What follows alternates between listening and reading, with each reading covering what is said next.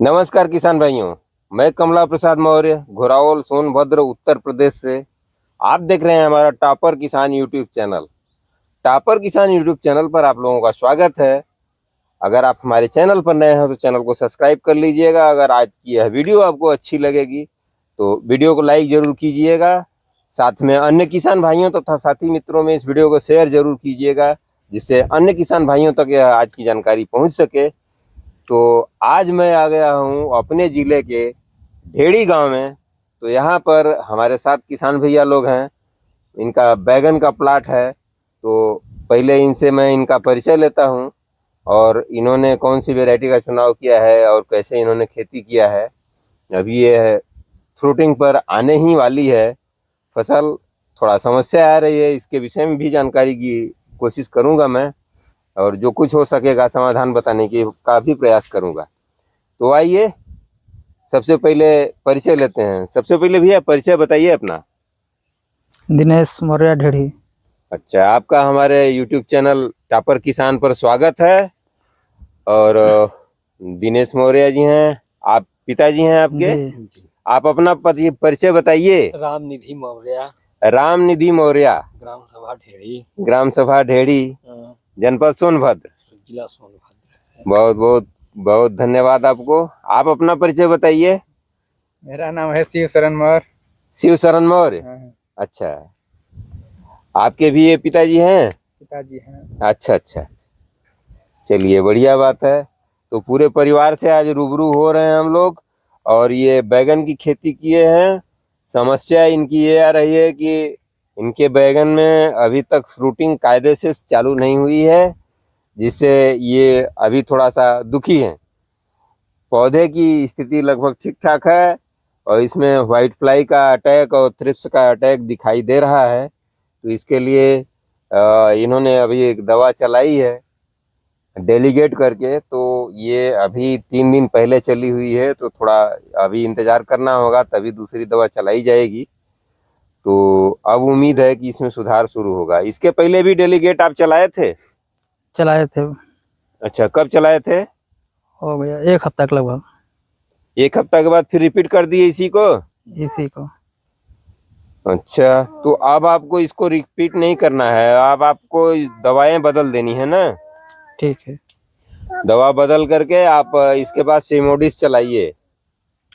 2 बार सीमोडिस आप चलाएंगे, और 2 बार के बाद तो फिर आप जैसा होगा रिजल्ट बताइएगा। और इस पर अभी टॉनिक में क्या चलाए हैं? आप कह रहे थे टॉनिक चलाए हैं। एक छोटा था, वो कौन टॉनिक था? देखिए, पहले आप एक बात समझ लीजिए, जब आपको खेती करना है तो आप जैसे बिजनेसमैन होता है तो वो लिख कर रखता है कि कितने रुपए की हम सामान लाए हैं, कितने रुपए में बेचेंगे तो हमको प्रॉफिट होगा। उसी तरह से आपको भी ये चीज बना कर रखना होगा। एक रजिस्टर पर लिखिए कि किस दिन को कौन सी दवा हम चलाए हैं, और हम बीज कौन सा लगाए हैं, इसमें लागत कितनी लग चुकी है, ये टोटल आय व्यय का ब्यौरा है, और कौन सी दवा कब चलाए हैं। तो आपको कभी ढूंढना नहीं पड़ेगा। आप कोई पूछेगा तो आप बता देंगे। लगभग आप रजिस्टर खोल कर देखते रहेंगे तो सारी चीजें आपको याद रहेंगी। ठीक। ये बात ध्यान देना है। तो ये बैगन की कौन सी वैरायटी है? इसको कितनी कितनी दूरी पर आप लगाए हैं? इसकी दूरी लगभग 4 से 5 फीट की दूरी पर है। अच्छा, 4 बाई 5 पर आप लगाए हैं। हाँ। तो ये बैगन की कौन सी वैरायटी है?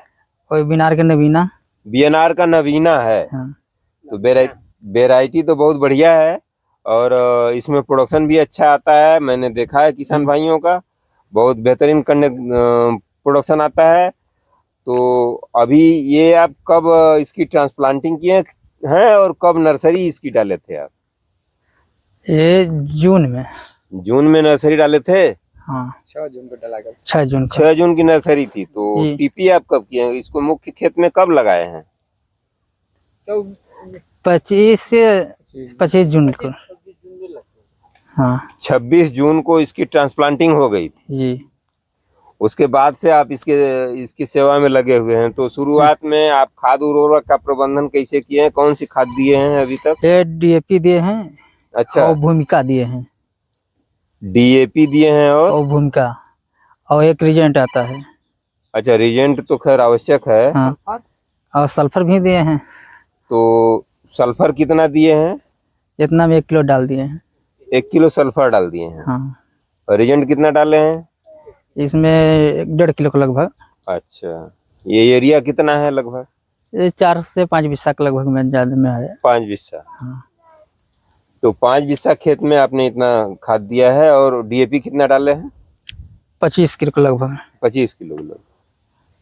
तो बाकी सब तो ठीक है, लेकिन मैं देख रहा हूँ कि आपकी फसल में थ्रिप्स और व्हाइट फ्लाई की वजह से ये जो है फसल की स्थिति खराब हो रही है। इसमें वायरस का अटैक बढ़ रहा है। इसको थोड़ा आपको नियंत्रित करना होगा। दवाएं हर बार बदल दिया कीजिए, 1-2 बार के बाद उसको इस्तेमाल न करें, नहीं जी। तो उसके प्रति कीटों का रेजिस्टेंस बन जाता है, तो आपकी फसल पर वो अच्छे से काम नहीं करती है। और साथ में जो मैंने बताया आपको स्टिकी ट्रैप, जी नीला और पीला और सफेद, ये जी। तीनों तरह का आपको लगाना है। और जो पौधे की हाइट होती है, पौधे की हाइट के लगभग बराबर ही हो, इतनी ऊंचाई पर आप लगाएंगे। जी। बहुत ज्यादा ऊंचाई पर लगाएंगे तो वो काम नहीं करेगा। नहीं, 3 से 3.5 फीट लगभग। हाँ, ये नहीं, 3 फीट से मतलब नहीं है। पौधे की जितनी हाइट बढ़ेगी हाँ, उसी तो के हाइट आसपास 3 होना फीट लगभग है। चाहिए। हाँ, तो उतने ही ऊंचाई पर आपको लगाना चाहिए। जी उतनी ऊंचाई पर जब आप लगाएंगे तो उसमें अच्छे से वो आकर के चिपक जाया करेंगे। जी। बस आप सबसे, तो वो आपको उसी प्रकार से लगाना है। जी। और साथ में आप फेरोमोन ट्रैप का वो यूज करेंगे। फेरोमोन ट्रैप एक तरह से ये जो मक्खी होती है, जी। जो फल मक्खी है, जो स्टेम बोरर है, जो इसमें छेद करती है, जैसे ये आपकी ये फुनगी है, इधर लिया, ये दिखाइए, ये देखिए, ये लटक गया है, ये लटक गया है। तो आप जब इसको ऐसे इसको चीरेंगे फाड़ेंगे तो देखिए इसमें कीड़ा निकलेगा। आप देख रहे हैं ना? जी, ये कीड़ा निकला। ये देखिए है, ये देखिए, इसको थोड़ा सा जूम करके दिखाइएगा भैया। ये कीड़ा है। दिख रहा है ना? हाँ, वाह कीड़ा। ये है, यही जो है वो अंडे देती है, वो फल मक्खी इसी में अंडा दे देती है आपके। तो ये जी। आपका खत्म हो जाता है। जी। बात समझ रहे हैं कि नहीं? तो जब भी दवा का छिड़काव कीजिए तो आपको थोड़ा सा मेहनत करना होगा। इस तरह से जितने भी कीड़े हैं, जी। तो इनको आप तोड़ करके हटा लेंगे। पूरा पेड़ को साफ कर देना है इस तरह का सब। जी। और इसको एक बाल्टी उल्टी में भर लिया करें। बाल्टी में भर कर फेंक देते हैं बाहर। नहीं, बाहर नहीं फेंकना है, जी। इसको जला देना है या मिट्टी में दबा देना है, गड्ढा खोद करके। तो ये तो इसको खाते रहेगा, बढ़ते रहेगा, बढ़ करके फिर इसी में आ जाएगा खेत में। ले जाकर बंद फेंक देते हैं, दूरी फेंक देते हैं। कहीं भी फेंकेंगे तो उसके लिए दूरी थोड़ी ना है, ये जी। वो उड़ करके आ जाता है। तो इस बात का ध्यान देना है। और एक उपाय और आप लगाइए, तब प्रॉब्लम आती है। ये देखिए, व्हाइट फ्लाई की बहुत अधिक मात्रा हो गई है, इसके वजह से आपका वायरस बढ़ेगा। तो इसको नियंत्रित करने के लिए आप दवाओं का इस्तेमाल करिए। और आपको ये करना है, एक उपाय और आप लगाइए। जी। इसमें 1-2 जगह जो है, ये कोई भी प्लास्टिक का थोड़ा सा बड़ा, या तो आप प्लेट ले लीजिए, उसको एक बांस गाड़ करके उस पर सेट कर दीजिए।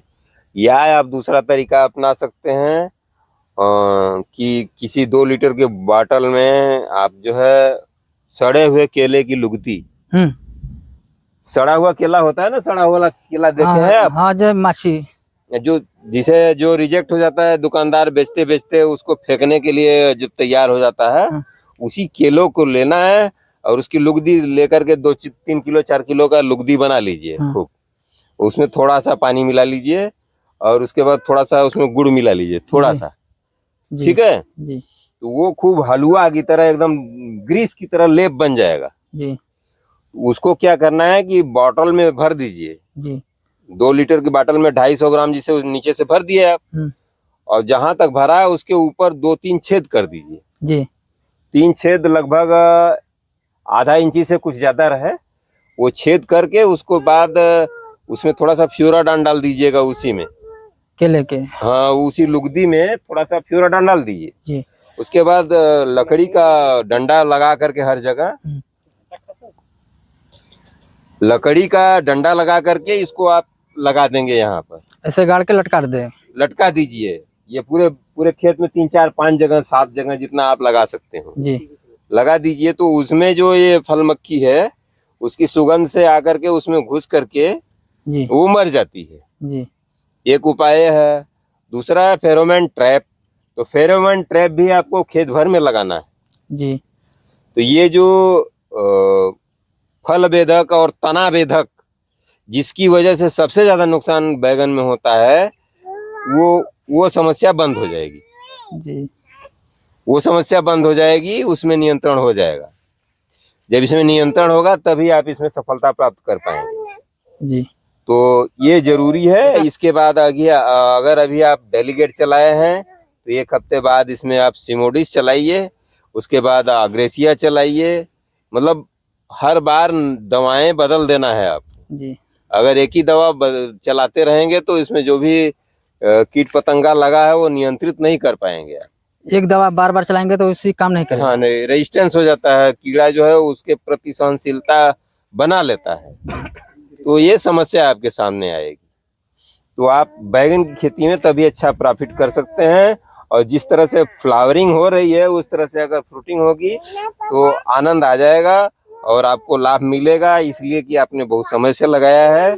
और आने वाले समय में ये सितंबर के बाद जैसे ही अक्टूबर चढ़ेगा जी। तो इसका प्रोडक्शन कायदे से शुरू हो जाएगा। तब थोड़ा ठंडी की वजह से ये कीट पतंगे आपको कम परेशान करेंगे। ये सब टेक्निकल बातें हैं। थोड़ा आपको करके चारों तरफ से नियंत्रण करना है। जी। और ये सब सस्ता आइटम है, सस्ता जुगाड़ है। सारा सस्ते जुगाड़ पर आप काम करिए, कुछ जैविक अपनाइए, कुछ रासायनिक कीजिए, तब आपकी फसल सुरक्षित रहेगी। 1 महीने के बाद आपको इसमें दवाएं कम करनी पड़ेंगी, इतनी दवाओं की जरूरत नहीं पड़ेगी। ठीक है जी। तो और ये आपको और क्या परेशानी आ रही है इस खेती में? और यही कीटनाशक बेच रहे हैं और ये कोई परेशानी नहीं है, फल नहीं ले रहा है इसीलिए और दिक्कत है। तो फल तो एक आध फूल लग रहा है, लेकिन अब ये जो कीड़े लगे हुए हैं ये जब कीड़े साफ हो जाएंगे तो प्रॉब्लम नहीं होगी। आप ये ध्यान दीजिएगा कि जितना भी वो ऐसे लटक गया है इसकी फुनगी, वो प्रतिदिन हम फेंकते हैं, घूमते हैं इसमें नहीं तो फेंकना नहीं है, आप उसको बाल्टी में ले जा करके कहीं गड्ढे में तोप दीजिएगा, तभी आपको उससे कल्याण मिल पाएगा। जी। तो ये इसकी सफलता, बैगन की खेती की सफलता इसी बात पर निर्भर है कि आपका मैनेजमेंट कितना अच्छा है। ठीक है जी। और अगर आप कुछ जानना चाहते हो तो आप बताइए। अगर हमसे कोई कमी छूट गई हो तो उसके विषय में आप कमेंट कर सकते हैं किसान भाइयों, और कमेंट करके आप हमसे पूछिएगा, मैं उसके विषय में जानकारी देने का प्रयास करूंगा। और देखिए, केवल महंगी दवाएं छिड़कने से ही सारे लाभ नहीं मिल जाते हैं।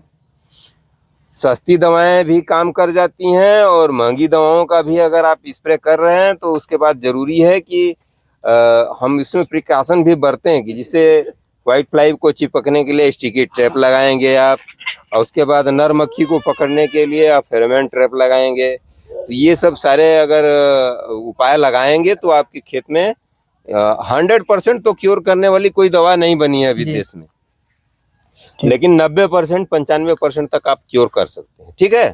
ठीक है। तो इस तरह से आप अगर सावधानी बरतेंगे तो आपको सफलता जरूर मिलेगी। तो आज का वीडियो समाप्त करने से पहले किसान भाइयों, आप लोगों से मैं यही चाहूँगा कि अगर आप लोग हमारे चैनल पर नए हैं तो चैनल को सब्सक्राइब कर लीजिएगा, और अगर आपको यह वीडियो अच्छी लगी हो, तो यह जानकारी अच्छी लगी हो तो वीडियो को लाइक जरूर कीजिएगा। अन्य किसान भाइयों में भी इस वीडियो को शेयर जरूर कीजिएगा, जिससे दूसरे किसान भाई भी इससे लाभ उठा सकें। तो आज का वीडियो यहीं तक। अगली वीडियो में फिर आप लोगों से मुलाकात होगी। तब तक के लिए आप हमको आज्ञा दीजिए। नमस्कार, धन्यवाद। जय जवान, जय किसान, जय विज्ञान।